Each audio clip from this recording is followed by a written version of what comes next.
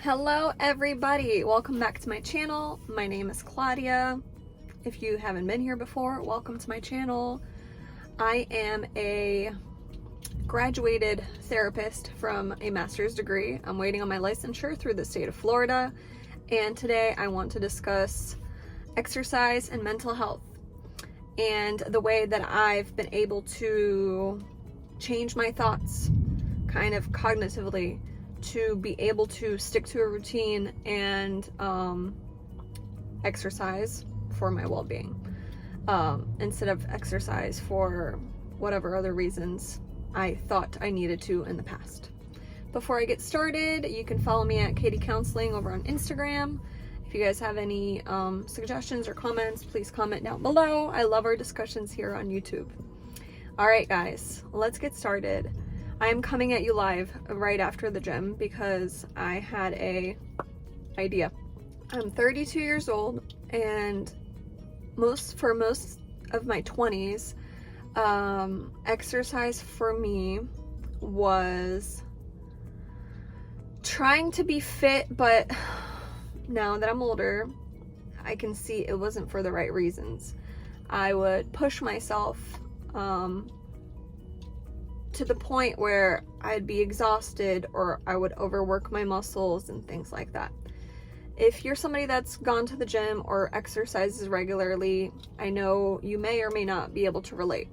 But if you do, this video is for you, or for anybody that is trying to stay healthy.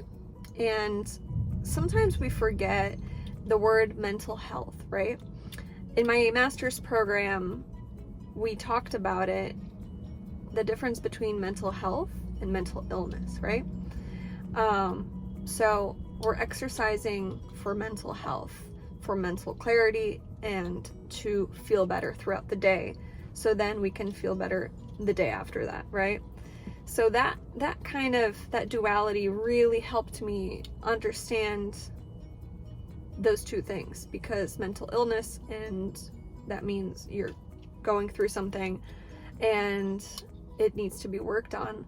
Mental health is keeping a baseline of feeling well, so even if you are dealing with some type of mental illness, you can keep it at bay.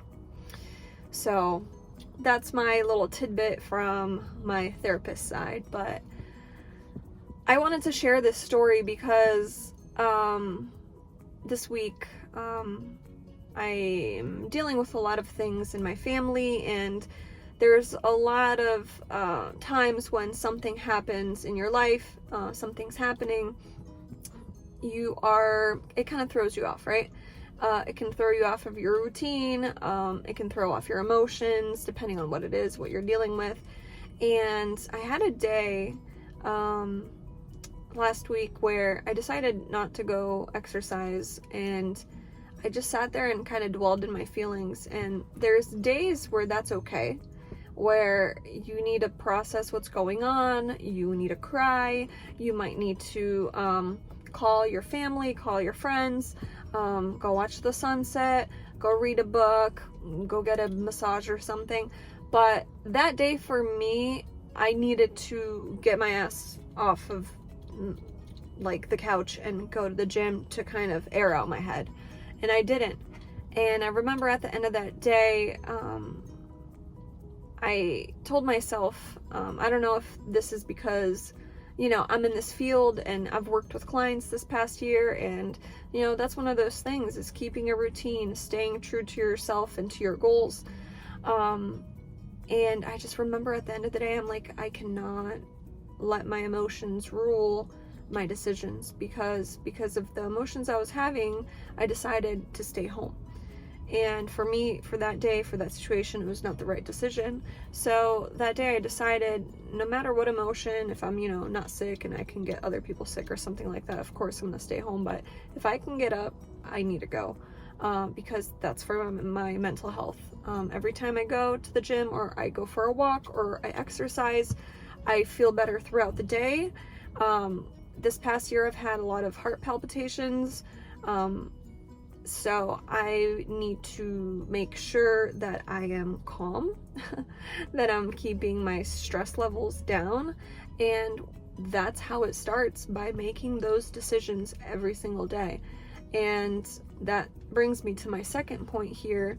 When I was in my 20s, like I said, that era of my time, I would exercise because I wanted to look good, or I wanted to have a flat stomach, or I wanted to be skinny, and I kept, looking at the weight. And, as you mature throughout your 20s, you may or may not gain a little bit of weight.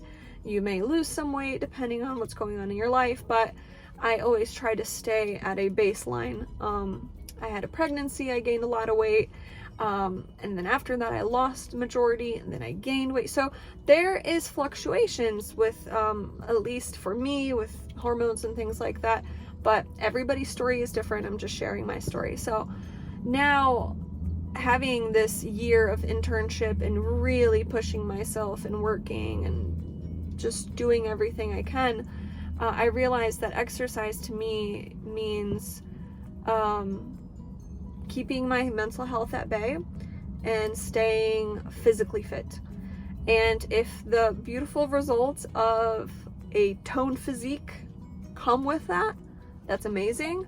But that is no longer my number one driver for exercise, or, pushing myself to the point where I'm uncomfortable and my body is uncomfortable. So I've been able to watch my heart rate, where I'm comfortable at. I'm trying to, work up to being able to run again, because running's hard. For some people it's not. For me, it's not easy. So I'm trying to run at a low speed and things like that. So I'm more intuitive. I'm more listening to my body. I'm listening to what's going on. I am slowly going, like the turtle in the race. Slow turtle won the race, or whatever it is, the hare and the turtle. Anyway, I wanted to share that with you guys because it's such a big switch, and it sounds so simple, but it's such a big switch, because I'm guessing even in my teens, so I've always went to exercise. I grew up skiing when I lived in Europe. Still, I would bike with my father. We would do a lot of activities outside. And then when we moved to the States, I did sports at school, and then I would go to the YMCA and I would lift weights, and I would run on the treadmill. I would do ab workouts. I would take kickboxing classes, spin classes, and I've always done that since 14, 13. Yeah, so I did sports, but then the gym was whenever I could go by myself, I remember going. Now even before that, because I think I went with my mom, but I've always done something in the gym. But really, here now at 32 in 2023, it really shifted for me. And also seeing how fragile life is and can be.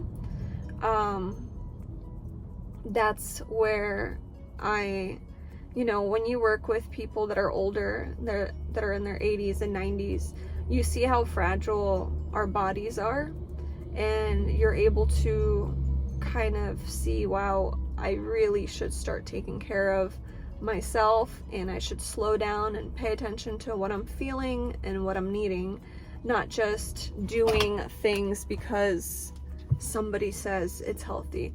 You have to make that cognitive decision. You have to make that decision for yourself.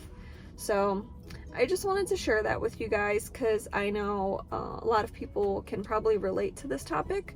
And especially as we get a little bit older, I'm in my 30s now, I'm starting to see the benefits of really sticking to a routine and doing this for my physical and mental health. So if you guys have any comments or any questions, leave a comment down below. I want to see what you guys think, and how your thought process is on this subject. I'm gonna go have some lunch now. I will catch you in my next video. Have a great day.